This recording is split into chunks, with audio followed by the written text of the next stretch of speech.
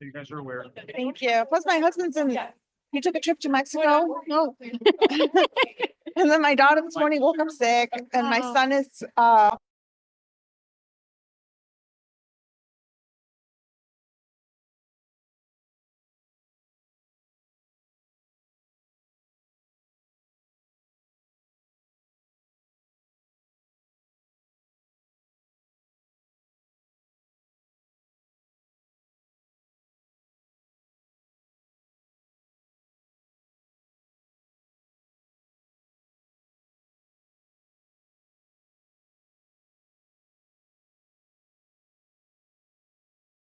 About 2 minutes. We're waiting for the Congresswoman to arrive. If anyone needs to sign in as a student, the sign-in sheet is in the back. Please grab a cookie, grab some refreshments, and we'll begin in just a minute. You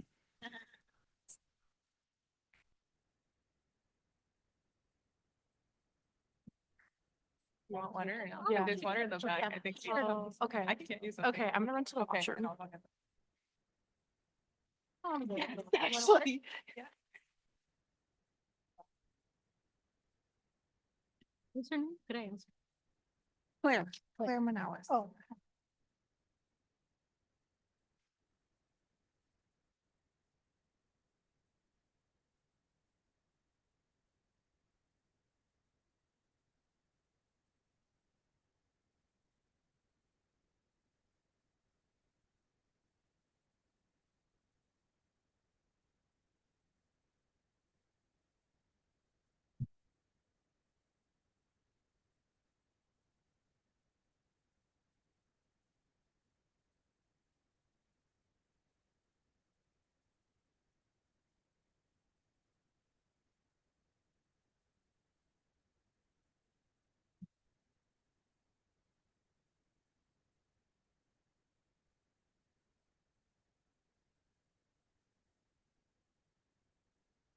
Thank you so much. I really appreciate it.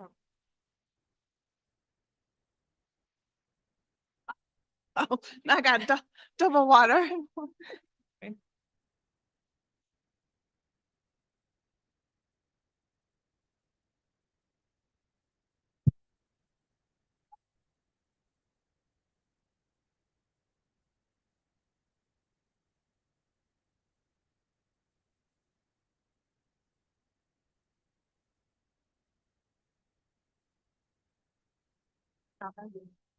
know. I'm like, I don't think it's political. I mean, I'm not an elected. Oh, okay. I do research. I got y'all then.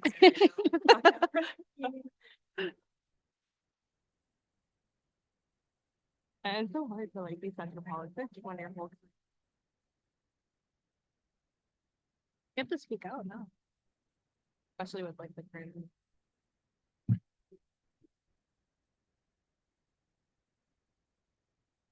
Oh yeah, we're just waiting for someone else. Oh, Or is someone else coming over here? I think there might be like a moderator. Yeah. At the end. Oh, there's. Yeah, I think there is. I think Antonio might. Thank you.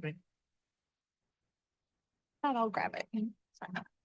Oh, they are gonna say, what if this is non part of the center is not. I mean, but they said that. They say. Yeah. Follow whatever standards the true. Yeah, senator the has set senator. for you, because ultimately you are representing her. Yeah.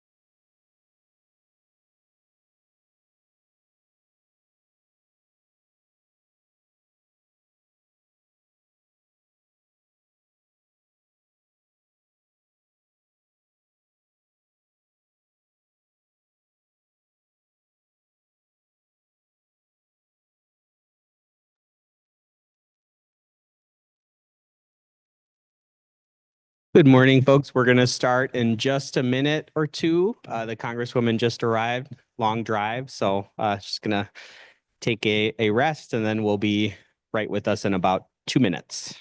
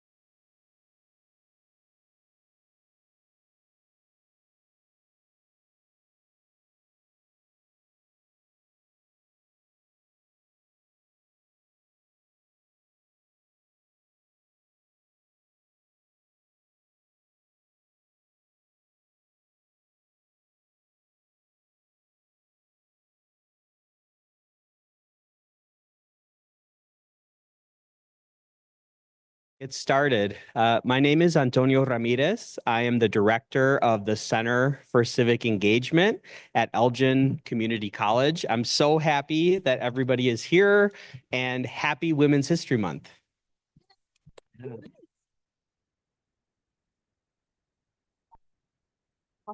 So the mission of our Center for Civic Engagement is to foster the skills and experiences that Elgin Community College students need to be thoughtful and engaged civic leaders on campus, in their communities, and in our democracy. And I see just a wonderful crowd here. I really appreciate you all for being here.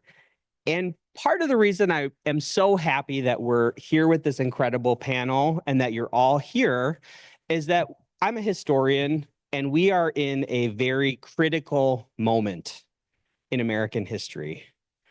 In fact, we're at a moment where powerful people in the United States government would like events like this to be illegal. That's not an exaggeration. A few weeks ago, a historian, fellow historian, Dr. Kate Leah Broughton, was scheduled to deliver a lecture on the history of the suffrage movement to the Tennessee National Guard. She was really looking forward to it. Her entire dissertation, years of research, was devoted to the history of the suffrage movement, and here she had an opportunity to help enlighten members of the Tennessee military about this history. Soon before her lecture, she received an email from the federal government stating that because of changes at the Department of Defense, her lecture was canceled because it focused on, quote, certain groups. Just last month, ECC received a letter from the Department of Education claiming that, quote, educational institutions have toxically indoctrinated students under the banner of diversity, equity, and inclusion. We were ordered to review all programs related to DEI. And I assume that might include this program, right? As a historian, as a faculty member, as a member of the society, as a US citizen, I think that censoring speech that focuses on certain groups that aren't in the majority is ahistorical, it's inaccurate, and it's morally wrong. If we didn't share stories of the people like the folks that you're going to meet on this panel, you would be denied their voices and their experience. After listening to this event, I want you to ask yourself to really reflect. Why would someone want to stop an event like this? Why would someone essentially want to make the folks you hear's voices illegal? Because if we eliminated events like this, you would never hear about famous Latinas in our community, like Jane Barbosa, who is a longtime employee of ECC. She was the founder of the Organization of Latin American Students many years ago, still an important organization on campus. She started the Hispanic Heritage Month breakfast 30 years ago. It's still running. And she started as one of the first multicultural affairs employees at ECC. And she worked out of a closet, I'm told, right over there, right? If we eliminated events like this, you would never hear the incredible voices of the leaders on this panel. And again, I want you to reflect. Why? Why would someone want to stop these voices? So with that said, I really want to welcome you to this event titled Latinas Leading Change, a celebration of women in government. Just a couple housekeeping things that we are streaming and recording this event. A recording will be available later. I also want to mention that our Center for Civic Engagement, we are a nonpartisan organization. So the views that you hear here are not necessarily representative of our CCE or of the college. However, we are an organization that promotes civic engagement. We want you to get involved. We want you to understand how government functions and can be used as a tool to better our communities. So we hope that you come back for our candidate forum tomorrow with the Elgin Township Supervisors at 12:30 in this same space, or our candidate forum, or both, for our Board of Trustees, Elgin Community College Board of Trustees at 11 o'clock on Wednesday. Both those days, you will be able to vote on campus if you're a Kane County resident. Finally, for students, you have the opportunity to vote for your student trustees and student government leaders. Ballots open this tonight at 6 p.m. You'll be able to receive some information after the event, and you'll also be getting an email in your inbox. So before further ado, I want to welcome you all again to this fantastic event. And you're going to be hearing from some of our awesome civic leaders from the Center for Civic Engagement. So I'm going to turn it over to Angie Garcia Martinez, who is going to tell us a little bit about the panelists that we have before us. Angie?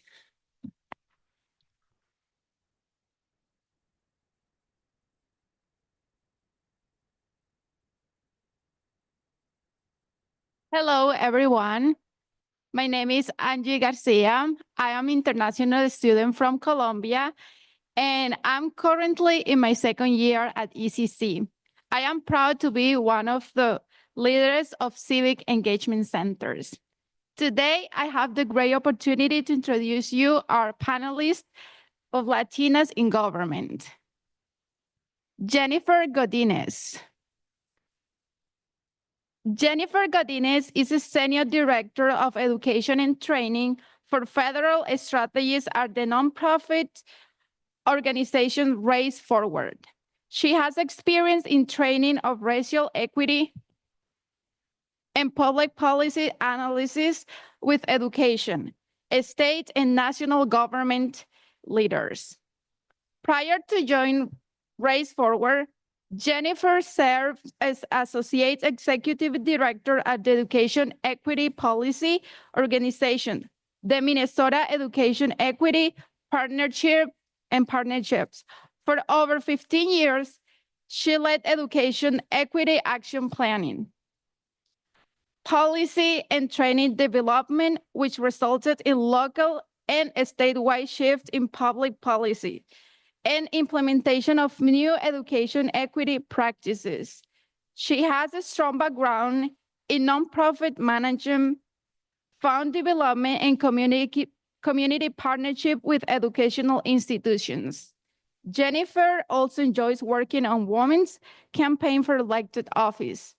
She was the campaign chair for the first Latina council person in Minneapolis in 2013 and is currently supporting Diana Alfaro, a candidate for Elgin City Council.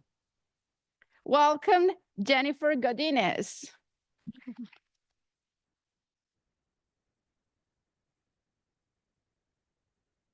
Margarita Sanchez is an outreach coordinator for Illinois State Senator Cristina Castro. Margarita served as a key liaison between the senator office and the local community. Margarita works to ensure constituents' voices are heard and help facilitate communication on important state issues. Margarita will be attending law school in the fall and is hoping to bring back resources to the suburban communities. Welcome, Margarita Sanchez. Yareli Cortez. It's a first generation of daughter of Mexican immigrants from Michoacan, Mexico, and is deeply committed to civic engagement and equity. She currently serves as the communication of outreach director for Cook County Commissioner Alma Anaya in Chicago.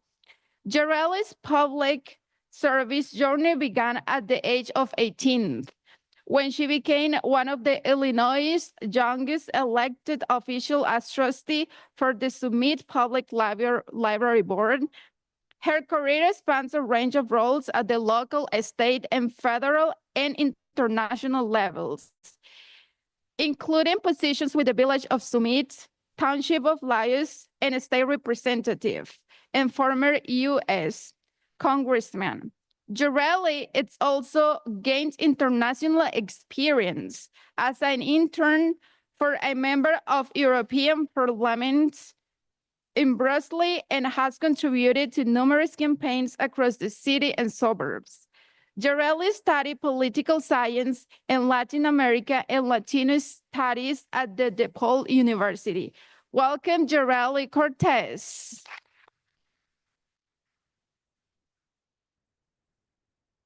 Commissioner Era Corral Sepulveda is the first Latina elected to the Metropolitan Water Reclamation District of Greater Chicago Board of Commissioners. She is also the youngest and first commissioner in recent history to come from the northwest suburbs of Cook County. Commissioner Corral Sepulveda was inaugurated in 2020 and is serving her first term.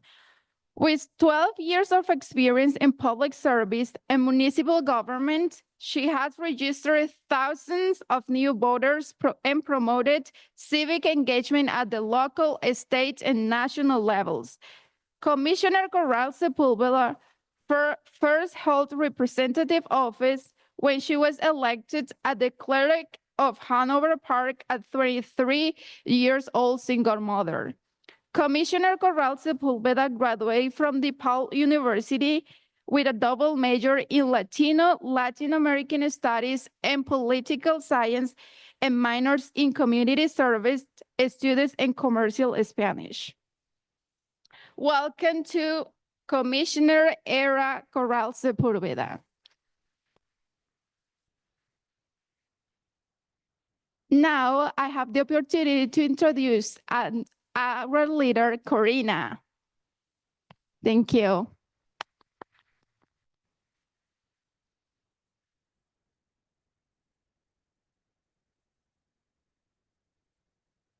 Good morning, everyone. My name is Karina Sandoval, and this is my second semester with the Center for Civic Engagement.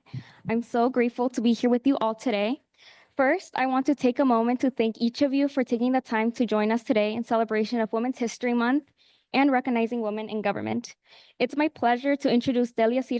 Ramirez, the daughter of working-class Guatemalan immigrants. Congresswoman Delia C. Ramirez proudly represents Illinois' 3rd Congressional District as the first Latina elected to Congress in Illinois and the entire Midwest. In Congress, Representative Ramirez is building on the bold and people-centered agenda she championed during her time in the Illinois General Assembly. As the only member of Congress in a mixed-status family, she is leading the fight for comprehensive immigration reforms and finally making a pathway to citizenship for dreamers like her husband, Boris. Representative Ramirez's commitment to her community and working family was shaped by her lived experience as a lifelong resident of Chicago's Humboldt Park neighborhood. Both of her parents worked low-wage jobs to give her children a fighting chance to escape poverty. The Congresswoman witnessed firsthand how important social services were as she grew up watching neighbors come to her church for housing assistance, food, and services for the undocumented. Representative Ramirez spent the next 18 years as a nonprofit leader fighting for housing justice as the executive director for the Center for Changing Lives, advocating for good government as a campaign manager at Common Cause Illinois, and championing racial and economic justice initiatives as a deputy director of Community Renewal Society. In 2018, Representative Ramirez was elected to the Illinois General Assembly, where she served 2 terms, successfully passing legislation expanding Medicaid coverage to Illinois senior citizens, regardless of immigration status, securing over $450 million to build affordable housing, protecting abortion rights, and created an elected school board in the city of Chicago. In 2022, Representative Ramirez was elected to the United States House of Representatives to represent Illinois' 3rd Congressional District. She was re-elected in 2024. We are so honored to have U.S. Representative Delia Ramirez here at Elgin Community College. Please join me in welcoming U.S. Congresswoman Delia C. Ramirez.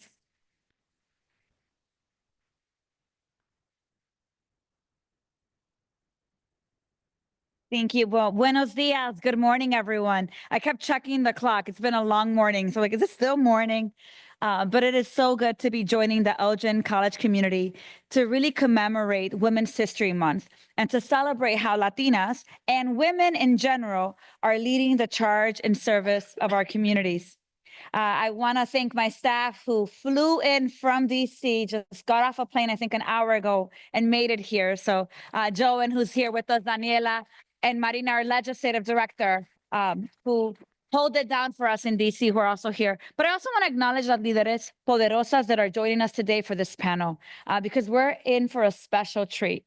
These women have been movers and shakers in community, and sometimes have been the unsung heroes who've been the first and only in so many places. So I just want to thank Jennifer Godinez, who's with us, Diareli Cortez, Margarita Sanchez, and my sister Eira Corral Sepulveda, who are also here, and you're going to get to hear from them in just a minute. And I want to thank you for your service and for reminding us the incredible work that Latinas are doing and do every day. And I know it's not an easy time to do it, pero aquí estamos y no nos vamos, right? Y no nos quitamos tampoco. As you heard earlier, my name is Delia Catalina Ramirez, and oftentimes people ask me to share who I am. The easiest thing I can say to you, and the most important thing for you to know, is that I'm the daughter of Maria Elvira Ramirez Guerra. I'm the wife of Boris Hernandez, and I am the dog mom of Milo and Lola, 2 amazing hyper golden retrievers. I'm the tia to two incredible young women who are Puerto Rican and Guatemalan, and a member of a community that keeps me grounded and reminded of where I come from and therefore who I'm fighting for. I'm a woman who was born in Chicago and happens to be, yes, the very first Latina congresswoman in the Midwest. And that's important. But being a daughter, a wife, a sister, a friend, and a representative to 708,500 people comes with responsibilities and pressure. And so while race is so important, today we're celebrating being who we are. Also, what we stand for is equally and sometimes even more important. You see, I walk through the halls of Congress 33 weeks a year, a place that has lately been characterized by its criminalization of immigrants and their families, the censoring and disenfranchisement of women of color, and the persecution of women and minority rights. And so I have to remind myself constantly why I show up and who I represent. And this quote from Berta Cáceres keeps coming back to me. If you don't know who she is, please Google her. She was an indigenous activist in Honduras who led the fight for land and for the indigenous community, even if it meant that her life was in danger and lost as a result of it. But here's what she said. They're afraid of us because we are not afraid of them. And I have to admit to you all, there are days that I am afraid. There are times that I'm afraid multiple times throughout the day. But then I remember the bravery of women like my mother, a woman who walked over 1,800 miles through jungles, through deserts, through underground tunnels and rivers so that her firstborn could have a chance of life she never had. You see, my mom had third grade education. She worked since the age of 5. She bought her first pair of shoes. She reminded me, especially when I didn't want British Knights, which you may not know about. I wanted Nikes when I was in grammar school. But she said to me, Delia, I want you to have the life I never had. And so my mom, at a very young age, crossed that border pregnant with me. But if you would have asked that woman, asked my mother as she did that, if her daughter would be the first Latina in Congress, she may have not imagined it. But what she wanted was that her child would have a better life than she did, kind of like how our parents want a better life for us than they've had. And so for being her daughter, to have a chance to use my voice to uplift others is a challenge, yes, but an opportunity and honor I take so closely. Now, if you would have asked me growing up in Humboldt Park, going to Prosser High School, a high school in the Belmont-Cragen community in my district, what Congress was or is, I would not have known. And you see, the world likes to use statistics to define us and tell our story. Statistics on how much education we can aspire to, statistics of how and when we'll have a child, statistics on the jobs we can have and can't have, statistics on how much we will earn, and statistics on how early or soon we will die. These statistics tell a story defined by our zip codes, defined by our skin color and our gender. But those stories try to limit us. And today I want to tell you, Elgin Community College students, that statistics cannot continue to define us. You get to decide who you are. You get to decide what you fight for. You get to decide what defines you. And your story is yours to shape. You may be the first, to change history. You may be the first to go to college. You may be the very first one to think about going to law school when you go to grad school. But your story is your story. And I want to make sure that I'm saying that here, because I came to Congress as a proud progressive Latina rooted in community and inspired by a sisterhood of Latina, Black women, and Asian American women who carved a path before me. A sisterhood who is counting on me to come into the halls of Congress and break down doors, break glass ceilings when needed. But that is a responsibility I take very seriously. And in Congress, especially in these times, speaking truth to power can be really scary. But my sisterhood and colleagues like Congresswoman Summer Lee, the first Black woman to ever serve in Congress from Pennsylvania, Congresswoman Rashida Tlaib, the first and only Palestinian American to serve in Congress, and Congresswoman Ayanna Pressley, the only Black person serving Massachusetts. They remind me that while we may be the first, it is our responsibility daily to uphold each other and to create a space for more of us to come through these doors. To ensure that in everything we do, we're expanding women's rights in our democracy and not losing them. That we're creating worker rights, especially for women, especially for immigrants, so that we can get paid with parity. That we're creating opportunities for women, and that includes Black women, Latina women, Asian women, white women, to inhabit leadership positions and rise above the statistics assigned to them by a zip code, by a gender or skin color. And so in closing, I want to say to you, I'm fortunate and inspired to be surrounded by the persistence and the resilience of strong women. Women who are breaking barriers, women who are lifting each other up and leading with courage and conviction. All of us stand on the shoulders of our mamás, nuestras abuelitas, our mentors, our sisters, our madrinas, women whose names may never be written in history books. But without them, we could not be here. We are here because they believed in us, because they fought for a future where we could lead, and because they refused to accept anything less than our full dignity and our full power. Women are making history, and they're not just making history in elected office, but in the streets, in the courts, in the classrooms, in nonprofits, in businesses, in unions, in every place where decisions are being made right now. Nosotras estamos construyendo nuestro futuro y fortaleciendo nuestra democracia. And in spaces like today's conversation, allow us to continue to see our power. But more than anything, it allows us to understand that our liberation is intertwined in the liberation of each other. What world are you living for? What world are you working to build towards? And so I hope that the time you share today with these inspiring Poderosa leaders inspire you to continue fighting for our communities, regardless of race, gender, zip code. Because this is a moment that requires for courageous young leadership like we haven't seen in our lifetime.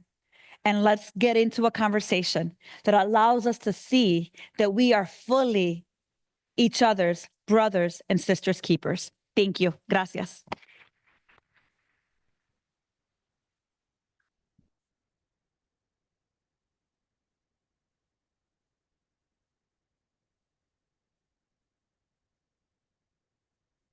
Thank you, Representative Ramirez, for those incredibly powerful remarks.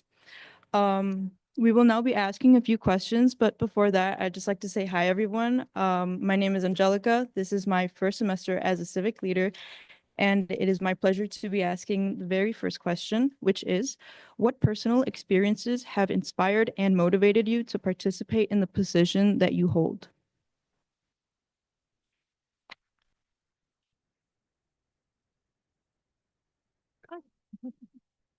All right, okay. My lived experiences, right? So I'm from the suburbs. I'm very proud. I go everywhere, all over Cook County and the city of Chicago, reminding people that there are more Latinos in the suburbs than in the city of Chicago. And gosh, I've been doing that for like 15, 20 years now. And I finally had the strong privilege of hearing it being called out in the city a few times now. And I started chanting and screaming because, you know, our numbers are very important. For me, as a daughter of formerly undocumented immigrants, that is something that has always driven and channeled how I see myself and my place in this world. I'm a daughter of a father who believes in me immensely, and I'm so grateful for it. You know, my dad, when I was little, he would see Latinos on TV and he would say, Mija, ven. And he would sit me in front of the TV and listen to what they were saying and say, oh, you know, that could be you. And this wasn't just politicians or anything like that. It was leaders. You know, whenever he would see a leader on television, he would have me believe that I had a responsibility, not just a belief in myself, but a responsibility to be a leader in our community and to correct some of the injustices that my parents as undocumented people had gone through. And that's something that I take with me. I'm bilingual, and I'm very proud of it. Spanish is my first language, even though I was born here. I'm a product of U46 bilingual education program. And, you know, for me, that also meant having the responsibility of a very young age. And many of you might have that as well, that you navigated this world at a very young age with your parents that needed your support as an adult. So you were exposed to a lot of issues and a lot of situations and a lot of institutions that simply weren't built for us. You had to translate for your parents in complicated situations, doctor's offices, government offices that just were not set up to be able to interpret or to understand culturally what it was that your family needed. And I don't know about y'all, but my parents have never, ever gotten the undocumented tax discount. We pay taxes just like everybody else. This institution was built with tax money that my parents paid, that I have paid. So, you know, these are institutions that should be serving our communities. And we shouldn't feel that we don't have a right as citizens of community members, of taxpayers to say, these are the services, these are the initiatives that I want my tax dollars to fund, simply put. And I found myself not really being able to find people that could advocate for that perspective. Thank you. I want to say thank you to Antonio for inviting me. I'm very just super humbled to be at this table. I'm the daughter of immigrants. I'm from Mexico, and I went to U46 schools. So I'm a product of the Elgin School District, went to Larkin High School, and got recruited to go to Drake University, and I got my master's in Minnesota. That's why you hear so much about Minnesota and the work I did there. But I just want to tell you a little story, what inspired me to think about racial justice specifically. Definitely immigrant rights, because yeah, just like everyone's parents, right? They were just like, what? ¿Cómo se dice esto? And what's higher education? You know, I had to navigate a lot with my family and with my tios, with my cousins, with everybody, just the US system, being first generation. But I want to tell you a story about what I saw on TV once, and many of you had this moment recently, a few years ago, with the story of George Floyd. My George Floyd was Rodney King. In the 90s, when I was in high school, I turned on the TV to see this horrific story of a man beaten by local police in LA. It created huge riots, and it created a whole awakening that our systems were very unequal, unjust, and at the core of it, really following white supremacy. When I saw that as a Latina, just right around here, I grew up on Royal Boulevard in Elgin, and my parents couldn't explain it. My educators couldn't explain it. I had one educator who said, you know, I really recommend a writer that you should listen to, that you should read about, which is James Baldwin. James Baldwin wrote a book called The Fire Next Time. And he started to explain how systems worked in the US to exclude especially African Americans, but most people of color in this country. It comes down to the genocide of Native Americans in our country, the horrific institution of slavery, and of course the exploitation of our parents and our ancestors on some of the land that was actually ours before the US. So once I started to see that and understand that systems were responsible for so much inequality, that is what I wanted to study. I wanted to leave Larkin. I wanted to go to a national institution that could teach me more about why these systems persist, why they exist. So fast forward, before I pass the microphone, I want to explain that I was super inspired in the last 5 to 8 years by Representative Delia Ramirez, Representative Alexandria Ocasio-Cortez, and when President Biden was elected in the last time around in 2020, he issued some orders to look at the issue of equity within federal agencies and how policy was being developed. So I applied for this position of training federal agencies. I had no experience having worked at federal agencies. But you know, the guy who's trying to ruin it, he has no experience with federal agencies either. That's right. So I think I was overqualified. But those orders meant that all these agencies that I got to train the last 2 years, I got to look at the Department of Transportation, I got to look at Department of Energy, the Environmental Protection Agency, and see that they were actually doing plans similar to the education ones I was involved with in Minnesota. They were going into communities of color and asking, does this policy make sense? How can we redirect transportation plans? Secretary Buttigieg was doing some amazing work in terms of looking at racial historic injustices and creating different transportation pathways. So you could just tell by my excitement, we belong in government. We need to reshape this government. And I take that right back to being a 15-year-old, watching TV, going to my Larkin educators, saying that systemic issues are for us to solve. Right. Hi, everyone. I'm Margarita. Thank you so much for the Center of Civic Engagement for having us here today. So I'm also the proud daughter of immigrant parents. My dad's from Oaxaca, and then my mom's from Guanajuato. I am also a graduate of Larkin High School, so go Royals. For me, one of my personal experiences that inspired me to go into the positions that I'm in right now, when I was younger, I remember during the 2016 elections when a certain someone was running for office. I remember all of the comments that were being said about our communities growing up, and I'm like, well, that's not how my neighbor acts, right? That's not how my parents are. So why is he saying all of these misinformation and all of these comments that are trying to criminalize our communities? So that's what really prompted me to get into politics. And I mean, I was just a high schooler when this was all happening. So I was like, well, what can I really do? I don't think I have I'm not in a position of power where I can actually systematically change stuff. So I think I took this as an opportunity to do more research and to actually get involved at the grassroots level through campaigns at the local elections that are happening in our communities. So that's very important. Always prioritize that because that's where systematic change can actually come from. And then another thing is that I think this is a universal Latino experience, having to translate for our parents, all the legal documents. I was in 5th grade trying to translate law documents that I didn't even know the terminology of what it meant. But I was still trying to do this for my parents because I know how much it was going to mean to them. So that's just really important as to the whole universal Latino experience is trying to be resilient and to pave the way for the future generations, the future scholars that are going to keep making our country great. So all of that really did inspire me to go and get my bachelor's from the University of Urbana-Champaign to get my bachelor's in political science. So it's just it's disheartening with what's going on right now and trying to see that people are just trying to spew hate at this point. But yeah, this is all that have motivated me to keep going forward and to pave the way for future generations. So yeah. Hi, everyone. Yareli Cortez. So I'm not from the Elgin area, but I am a fellow suburbanite. I'm from a small little village called Summit, Illinois, just on the outskirts of the city near Midway Airport. And my journey that inspired me to be in this space was really my dad.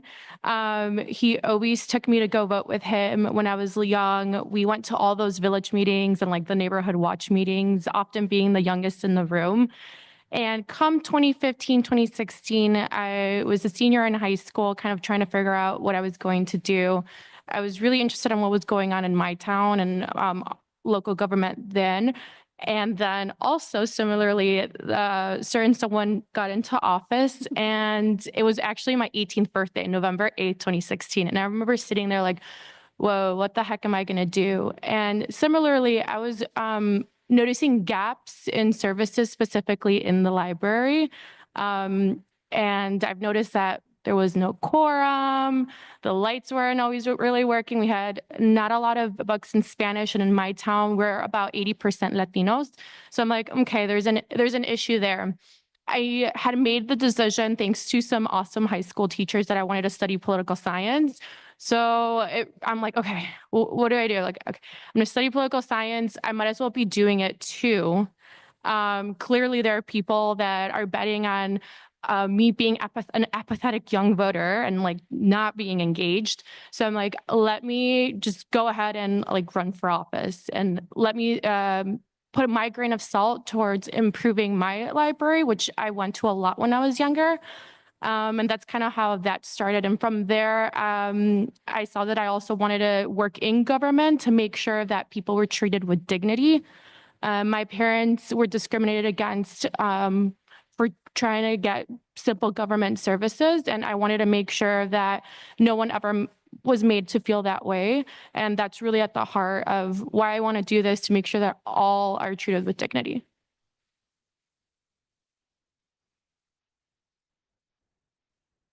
We can go to the next one because I know we have a couple and I'll answer. Yeah. Thank you very much, everyone, for your great answers. I'd now like to hand the mic off to Karina for the second question.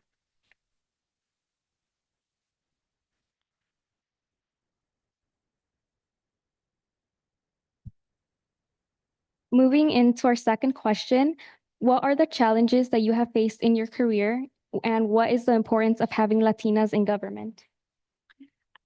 I can go ahead and start with that one. So I think one of the biggest challenges that I have found, I'm going to be very direct with you. I tend to be the same with folks in DC, even if it means that I'm criticizing my own party for sometimes not doing enough or not showing up the way that they need to for our communities. But I tell you that one of the biggest challenges that I have found, particularly in elected office, there's this assumption that people are going to be with you because of your last name, or this assumption that all skin folk are kinfolk. And the truth is that sometimes you have people with your very same last name. Sometimes you have people with your last name and your gender. And there's this assumption that we're going to be supporting each other.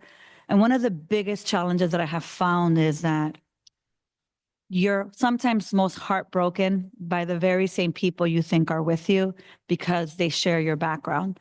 And I think it's a lesson to be learned here, that building community and sharing values transcends race, and it transcends gender. When I ran for office the very first time, I didn't have one Latina woman support me. Latina elected women support me. I had a lot of Latina women, a lot of immigrant women. She had not been elected, so no shade on her. She had not been elected yet. I won in 2018. And so there was this thing I thought, gosh, like, why wouldn't women, Latina stand with me? And I think that I want to say to a lot of you, like, there's sometimes this assumption that people are going to be with you, and there's a big heartbreak when they're not.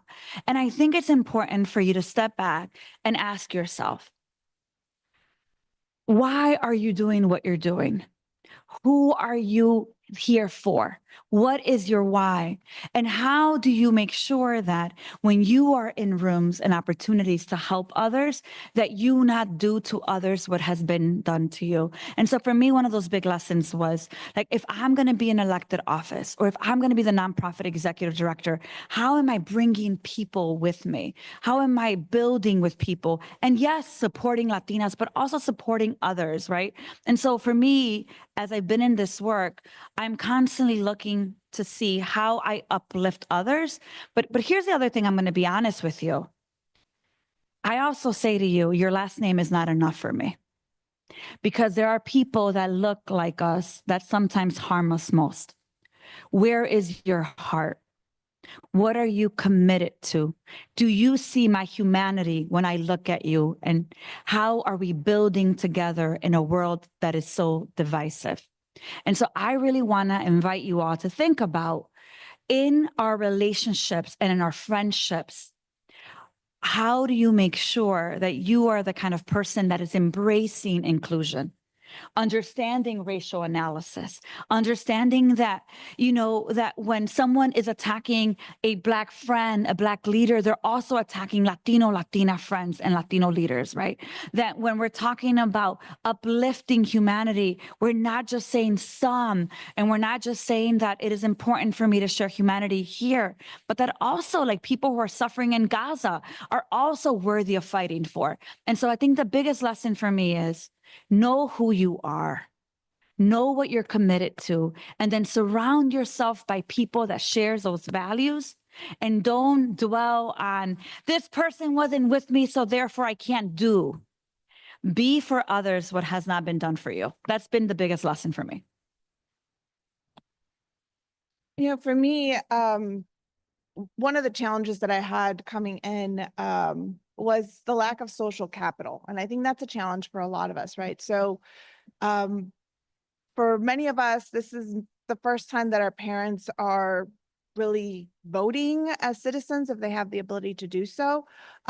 They don't necessarily understand the political structures or systems or organizations. And so building that as a young adult for me was challenging. You know, I often share my Échale Ganas story, which like I carry this little pink notebook with Échale Ganas because it's my motto. And I, you know, my dad is not, and my mom are not people that come from money. They're not people that are politically connected, but they have very strong work ethics. And that's something that they instilled in me. And so I remember one night I was working really late, really hard, preparing for a major newspaper interview. I believe it was the Chicago Tribune. And they were going to have a panel like this, only it was kind of a debate, and they were going to base their endorsement off of that. That was really important for me to win my county-wide elected race as commissioner. And you know, I couldn't go to my parents to say like, hey, what do you think of these ideas? Or I'm struggling with fundraising. Like, do you have a rich colleague that can donate to my campaign?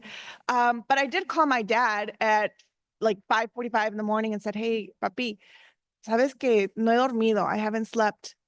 ¿Me puedes llevar a Chicago? Can you take me to Chicago? He says, sí, mija. And I knew, oh man, I'm gonna get teary. And I knew that my dad had a long work day ahead, but I needed him. He still drove me all the way downtown in traffic, rush hour. I made it to my interview. I was able to collect myself and be ready for that Tribune interview. And when I got to the building, he took his rough, calloused hands. My dad works construction, and he held my face and he said, échale ganas, mija. Échale ganas, mija. That is what my father could offer me. Not rich donors, not political legacy, but a sense of échale ganas, which in our community, I think it comes from a place of knowing that success isn't promised to you.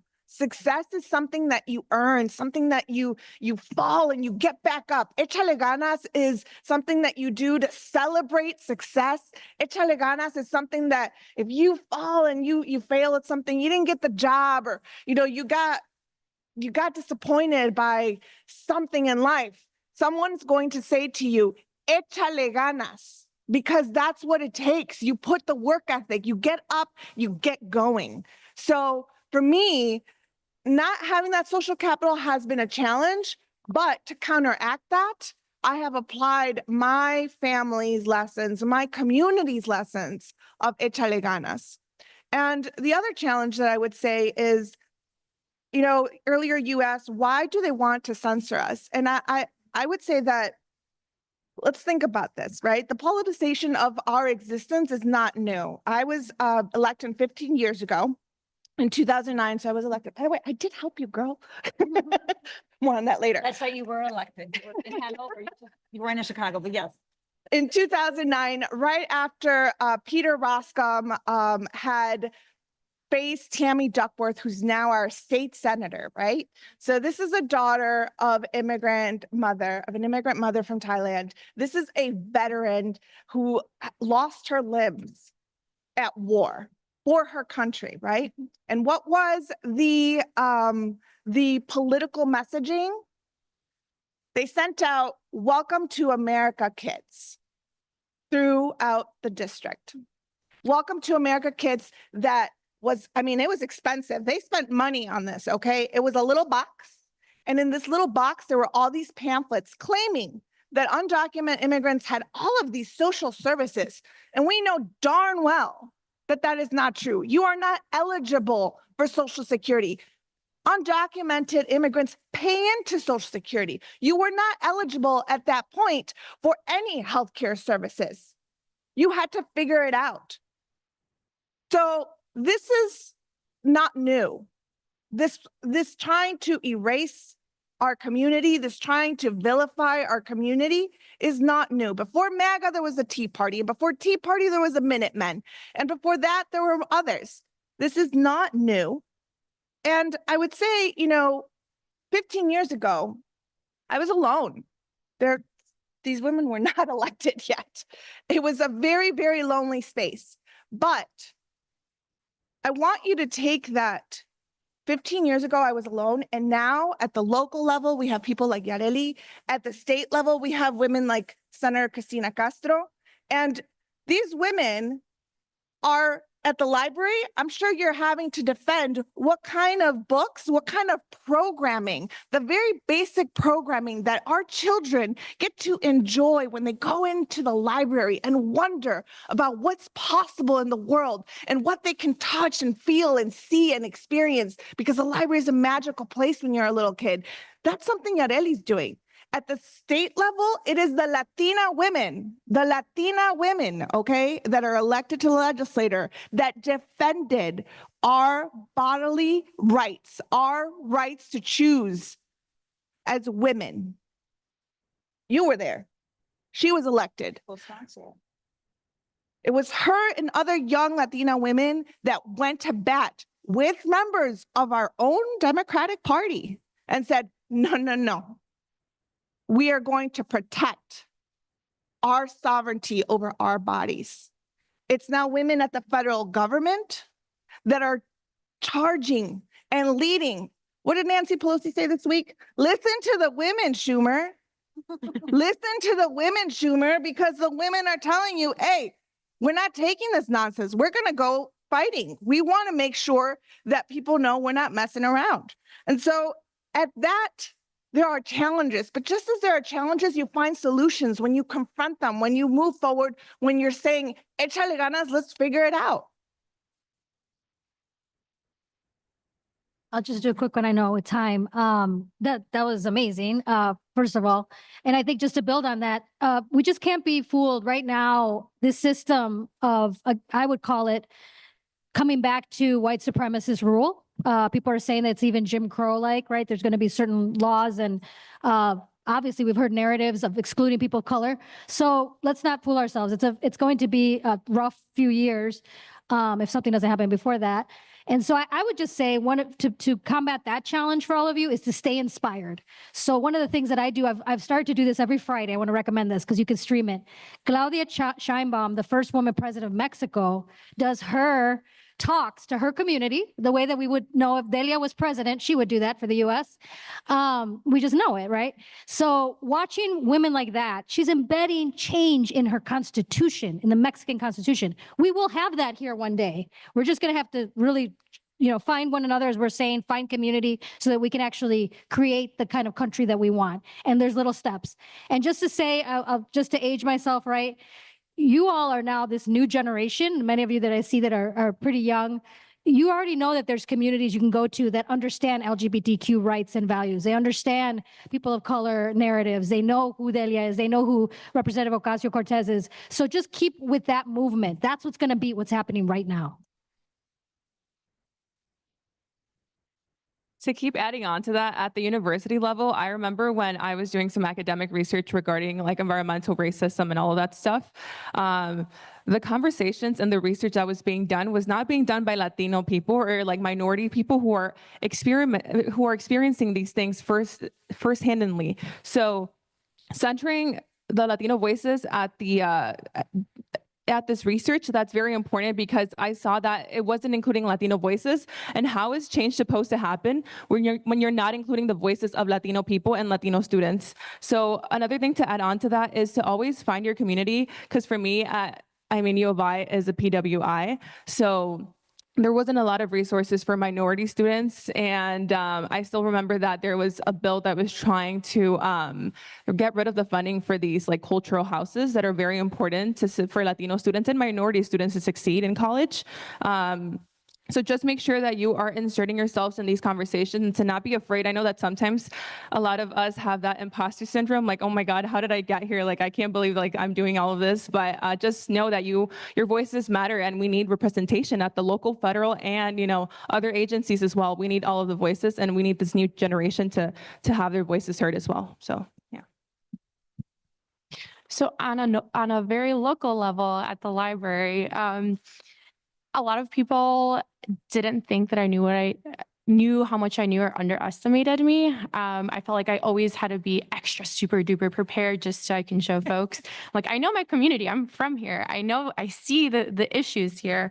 So I think really owning your lived experience and tapping into that and not looking at it as a deficit, but looking at it like something valuable that you have to bring to the table is really important.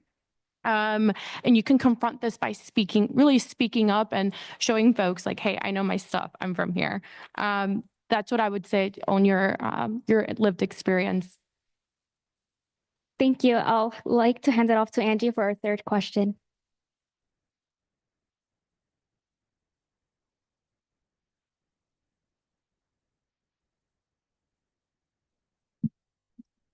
Okay, moving forward to our next question is, why do you think it is important for the new generations to learn and be involved in politics? I would say everything you care about is impacted, we like it or not, by these politicians. It's bottom line. So if you're afraid that you won't get financial aid when you decide if you want to go into a four-year university, if you want to go to grad school and you're concerned that your diversity actually is going to work against you, if you're concerned about if any of you, your parents or your grandparents are on Social Security, if any of you have had SNAP benefits or your health care is provided through Medicaid or was provided by Medicaid, politicians are making decisions over the fact that you have it or not. If you're pissed off because you have to go to the doctor, but you have to pay $100 copay, or if your mom or dad needs to go to the doctor, they're afraid of going to the hospital because they might have to pay $5,000, politicians are responsible for that. They're responsible for it working or not working, which is exactly why it's so important, I think, especially as we're having conversations here, to have people who understand the needs of our communities and the places where decisions are being made and to be able to change those. When I ran for office 7 years ago, I said that I wanted to work on housing, healthcare, and education. I was running a homeless shelter, and I was so mad that people couldn't afford housing. And I said, when I go to the state house, I'm going to go ask, why the hell don't we have, sorry, the hell part, a housing committee? Like, why isn't anyone working on housing? Like, people can barely afford their 2-bedroom. We need to create one. And we were able to create one. And now that committee has a lot of work to do, right? I also said, regardless of your legal status, I believe that healthcare is a human right. We should be working on making that happen. And with ADA support and with a lot of the Latino caucus and others, we were able to create healthcare coverage for people regardless of legal status. But right now it's at risk of getting shut down. And so your elected officials in the state house and in the state senate have to decide if they're going to protect immigrants in a time where our president isn't. So I want to just say to you that if you, whatever you care about, if it's the environment or if it's education, if it's racial rights, if it's the ability to thrive or not have to work till you're 100 years old, government and politicians are making decisions, which is exactly why we need you to be in a room, either on the inside or challenging us that are on the inside to do a better job. And it is why in this precise moment, I want to go back to something that was said here earlier, that those systemic issues of injustice are ours to solve. You said that very loud and clear, and therefore we have to be in the room so that we can solve them. So earlier, I talked about how proud I am of the suburban growth and the numbers, right? We, Latino time, right? We're late to everything except this one thing. Like this one thing we are having. When we're traveling. No, we're ahead in our population growth. And that apparently is very scary. So, I think that's something that we need to keep in mind. Our numbers are growing. Y aquí estamos, no nos vamos, no nos dejamos y no nos quitamos. But you have to also translate that into building power and representation, because you have to ask yourself, okay, if you're not there, who's there? Like, who's representing you in your absence? And that's whether you're elected or whether you're in the room talking to the elected people. Not everyone has to run for office. And I shared this with my son, who's a 20-year-old in college. you know what, mijo, you don't, because somebody was like, oh, are you gonna run for office? And he was like, oh no. I'm like, óyeme, me ofendí. I'm like, you know what? You don't have to run for office, mijo. But what I do expect you to do is to be an engaged citizen of your community. You better know the issues, you better know who's taking the votes, and you better advocate for those that can't. That's something that we have to do. So who's representing you? Is it, if there's no one representing your issues, then you go up there and represent the issues, because otherwise you have to ask yourself, are you comfortable with the people that are there representing your perspective? Is that something that you're okay with? You know, earlier, again, you said, why censor us? I've been thinking about that a lot. And in the first term, I remember thinking to myself, you know what? In my moment of despair, this country belongs to my children. This country belongs to my children, and you're not taking it from them. You're not taking it from me.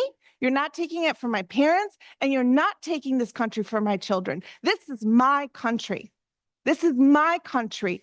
And I, as a US American, will fight for this country to be a place where we can all thrive in the pursuit of life, liberty, and happiness. That is something that we need to be strong on. And you know, that's why you have to. It's so important. You care about something, anything, you have to be involved. I don't know, I can add more to that. I just, because we are speaking in terms of a center of civic engagement and an education institution, I think that younger generations, it's kind of, I'm going to take a twist on the question, but my advice right now is to really understand, okay, wait for it, something super nerdy, the US Constitution. 70% of the world is under authoritarian rule. We are now seeing a wave here of authoritarian rule. The protection we have right now is our US Constitution. Nerdiest thing, but there's a ton of YouTubes. I looked up the Federalist Papers yesterday because I was like, tell me more about this Alexander Hamilton. This is our tool. This is what has protected all of us, even undocumented people. They are not doing anything illegal. There's a human rights there issue, and that is why representatives like Delia and others have done an amazing job protecting our undocumented and getting them more rights and getting them health care, for example, in Illinois. So the US Constitution protects us all, and other countries are looking at us to say, hey, US folks, you have all these Captain America movies. Well, where's your next Captain America? It's going to be the person in this room who understands the US Constitution and will reform it so that we have gender parity, so that we have half of our population in Congress and Senate that represent women, so that we have a multiracial democracy. So again, nerd advice for the day, know your Constitution. I think for me is that I think we forget that these elected officials are there to make change for our communities. And if you're not satisfied, like how one of you guys were saying, that if you're not satisfied with the change that is happening, then you yourself should go and run in these positions of power, because I feel like nowadays a lot of the younger generation is getting more involved in local politics more than ever, because I think that we have we're facing everything, all of the changes that have happened, like with the 2008 recession. I was growing up with that. Like my dad, he lost a house, he lost our home, so we didn't have anywhere to live at for like a whole month. And I think all of that really prompted me to be like, well, we need to have new voices on like certain issues and new perspectives. So the younger generation really needs to get involved in local politics. And I think another thing that we really differ from other generations is the use of technology. So with technology nowadays, we're able to reach a bigger group, and like TikTok, like I know I always say like, oh, I'm getting my news from TikTok University, but it's very important because I feel like we got to reach a bigger audience like that, and make sure that you're always never scared to use your voice, and to always get go to local meetings as well, be involved in your campus and all of these things, because your voice truly matters. And even I know that sometimes certain policies are kind of complex, like the language itself is kind of complex, but just know that your voice is important, and we need your voice in order to make systematic change. So for me, kind of going back to the point that Congresswoman Delia made, I have a lot of young friends that aren't really into politics, as they'd say. And to reiterate kind of what the Congresswoman say, I always tell them, whether you like it or not, politics affects every facet of your life or someone you love. If you care about somebody, you should care to, be up to date with what's going on in your community. It's extremely important for young people to be involved because that's what happens. Like I'm able to bring a voice to my community and help uplift the community. I always think there's this quote when I was kind of deciding whether to not run or not. If not me, who? If not now, when? Are we just going to wait around and hope that something happens? Or are you going to take action and try to move the needle on progress? I think, looking at things that are happening around the world today, it's very overwhelming. But if you can start off where you're standing and make sure at least your corner of the world is covered, and along the way uplift your community, empower others to do the same, I think we can have ripple effects that can bring forth change. Okay, thank you so much. Now I'm going to hand the mic to Brenda for the last question. Oh,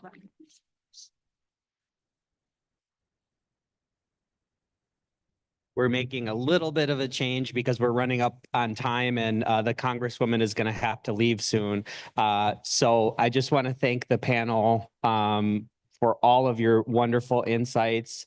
And I hope that some of them are able to hang out afterwards and answer any questions that you might have. But I want to just turn it over to Congresswoman Ramirez and see if she has any final thoughts about this panel or this topic before she has to go. Yeah. Well, first of all, let's give a big round of applause to everyone that put this panel and this event together. So thank you so much, Antonio, and everyone here. And before we close, I want you to look around. I want you to look at the people that are here sitting with you or standing or sitting on this side. It gets a little awkward when we start looking at each other, especially if we start smiling at each other. There's nothing wrong with smiling at each other. There's nothing wrong with seeing each other and seeing ourselves in each other. I want you to recognize, without feeling all the pressure of the world, that you matter, that you have a voice that needs to be heard, and that your experiences, your identity, your roots are important and they're worth seeing, hearing, and contributing to the world that we're building. And I want you to know that our power is exactly why the current administration is coming down on states like Illinois, places like Elgin, places like Chicago, because they know that here we have strong women and men. We have younger and youngish, and others, I call us youngish now, we're youngish, that actually understand who we are and are willing to persist in our belief that we deserve a world where we can all thrive. And history shows us that women have been at the forefront of the fight to resist unjust leaders and laws. And we have to draw on that strength today, folks, because what you're seeing on socials, what you're watching in the news, if you watch news, what you're seeing all over the world is frightening. But those that have read the history books and those that know the Constitution, and I'm going to say, yes, go get yourself a book, go get the Constitution and read it. You will know that we are in a constitutional crisis. That some people in the halls that I walk through are saying that we're living post-constitutional times. When they say that, you should be really scared, because what they're saying is that the Constitution no longer matters. And the Constitution matters right now more than ever.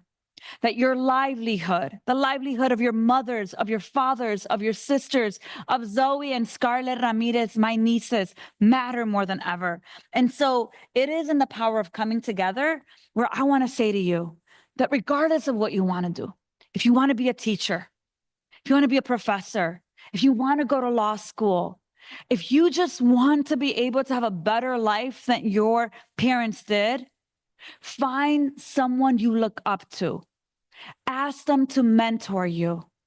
If you want to get involved in politics, because, like you said, I think it's Nina Turner who said, you may not do politics, but politics will do you. If you want to go ahead and get involved in this moment, find an office to volunteer in, or find a Saturday and go to a town hall.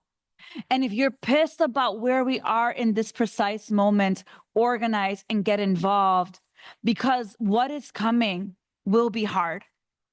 And what you're seeing today is just the beginning of an agenda that attempts to eliminate any dissent. You know, I am living right now at any moment waiting for some resolution that will attempt to censure me. When Congressman Al Green was censured about a week and a half ago for daring to stand up at a State of the Union and looking at the president in his eyes and saying, "Don't take Medicaid from my people." What that Congress did was to move to censure him. And it wasn't just Republicans. 10 Democrats did the same. And some of them have a last name similar to mine.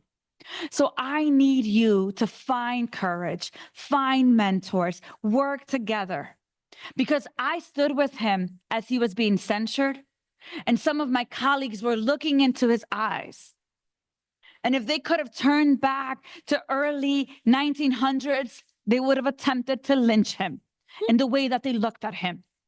And as we stood with him and sang, "We shall overcome," there were members of Congress who were asking their staff to begin drafting legislation to censure us for standing with Al Green, to strip us out of a committee. So what I am saying to you is that it will feel scary to speak up against injustice in this precise moment. And they will attempt to do everything they can to silence us. And sometimes our voice by ourselves will not be loud enough. We need more of us in this moment. We need more of you in this moment. And so if you are a United States citizen, stand up for those that are afraid to speaking up or going to the protest. That if you are a man, stand up for women. And if you are someone that has the privilege of having the kind of income that you're not worried about paycheck to paycheck, stand up for that person that might be losing their Social Security or their Medicaid in this moment.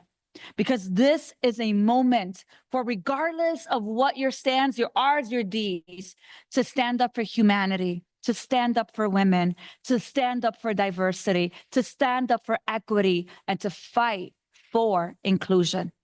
So thank you for having us together here. And let us remember, from whenever you choose to fight and resist, whether it's in public service or in the private sector or your own business, remain rooted in sisterhood, in community, in building a world where you get to thrive and where your mothers and your grandmothers and your grandparents and your tios and your tias and your ancestors can be proud of how you showed up in a time where we and humanity is under attack. So thank you for being here. And remember, échale ganas, in the words of Ada Corral Sepúlveda and her dad, échale ganas.